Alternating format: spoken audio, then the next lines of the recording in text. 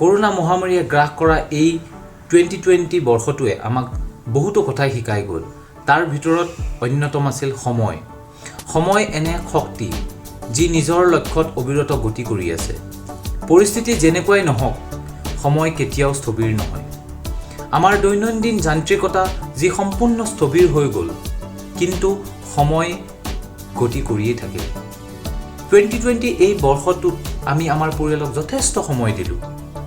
ইয়াৰ পৰা এজনে আনজনৰ বহুতো কথা হয়তো নোকোৱাকৈ জানিবলৈ সক্ষম হ'লোঁ।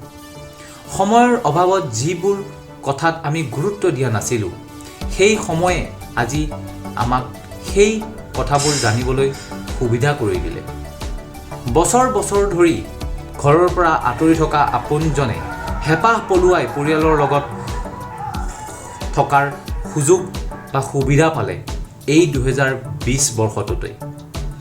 আমাৰ হাতত ইমান সময় আছিল যে সদায় সময়ৰ অভাৱ বুলি কোৱাজনেও এই বেয়া সময়খিনি কেতিয়া পাৰ হৈ যাব বুলি ক'বলৈ বাধ্য হ'ল।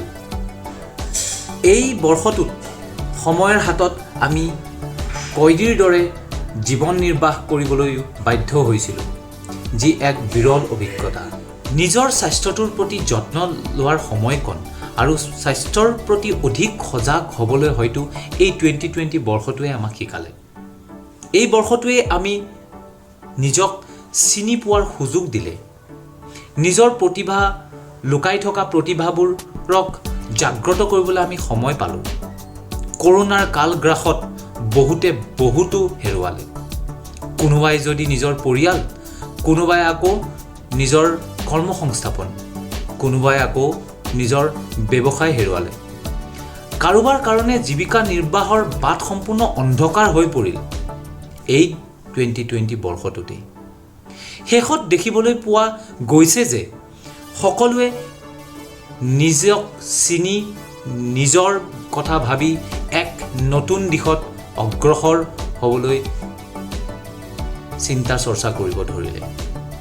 আচলতে এই বৰ্ষটোৱে আমাক কৰ্মমুখী আৰু স্বনিৰ্ভৰশীল হ'বলৈ শিকালে।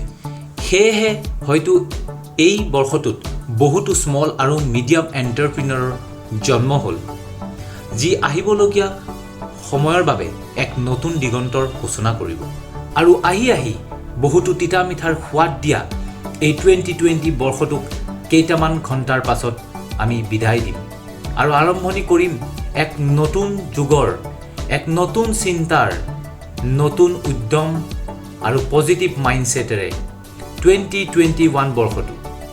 আহিবলগীয়া বৰ্ষটিয়ে যেন আপোনালোক সকলোলৈকে কঢ়িয়াই আনে সুখ শান্তি, সমৃদ্ধি আৰু এক আশাৰ ৰেঙনি। এই মানসেৰে আপোনালোকলৈ জনালোঁ ব্ৰেইন ভাইনৰ তৰফৰ পৰা নৱবৰ্ষৰ হিয়া ভৰা শুভেচ্ছা। Wish U A very happy new year.